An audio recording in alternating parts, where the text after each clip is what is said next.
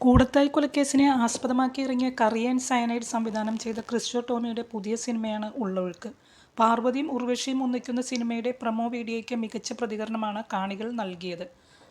ഇതിൽ പ്രശാന്ത് മുരളി പാർവതിയുടെ ഭർത്താവായി വരുന്നു.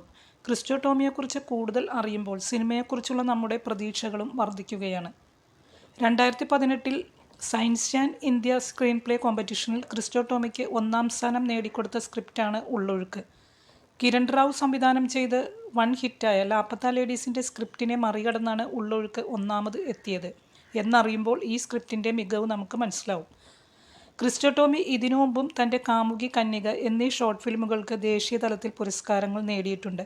കന്യകയ്ക്ക് നവാഗത സംവിധായകനുള്ള അവാർഡുമുണ്ട്. അദ്ദേഹത്തിൻ്റെ കറിയൻ സയനൈഡ് അന്താരാഷ്ട്ര തലത്തിൽ ശ്രദ്ധിക്കപ്പെട്ട വെബ് സീരീസാണ്. സത്യജിത് റേ ഫിലിം ഇൻസ്റ്റിറ്റ്യൂട്ടിലെ പൂർവ്വ വിദ്യാർത്ഥിയാണ് ക്രിസ്റ്റോ ടോമി. പഠനത്തിൻ്റെ ഭാഗമായി ചെയ്ത ഷോർട്ട് ഫിലിമുകളാണ് കന്യകയും കാമുകിയും. പിന്നെ ഉള്ളൊഴുക്കിൻ്റെ സംഗീതം സുഷിൻ ശ്യാം ആണെന്നതും പ്രേക്ഷകരെ ത്രില്ലടിപ്പിക്കുന്ന കാര്യമാണ്. ജൂൺ 21 റിലീസാകുന്ന സിനിമയുടെ ടീസർ ഇന്നലെ ജൂൺ 3 പുറത്തിറങ്ങി. പുഴവക്കത്തെ ആ വീടും ഉർവശിയുടെയും പാർവതിയുടെയും അഭിനയവുമൊക്കെ എന്തോ ഒരു നിഗൂഢത ഒളിപ്പിക്കുന്നുണ്ട്. നല്ല സിനിമകൾ ആഘോഷമാക്കിയ ഈ 2024 ഇതും ഒരു മികച്ച സിനിമയായിരിക്കുമെന്ന് പ്രതീക്ഷിക്കാം. വീഡിയോ ഇഷ്ടമായെങ്കിൽ ലൈക്ക്, ഷെയർ ആൻഡ് സബ്സ്ക്രൈബ്. ഇനിയും മറ്റൊരു വീഡിയോയിൽ കാണാം. ബൈ.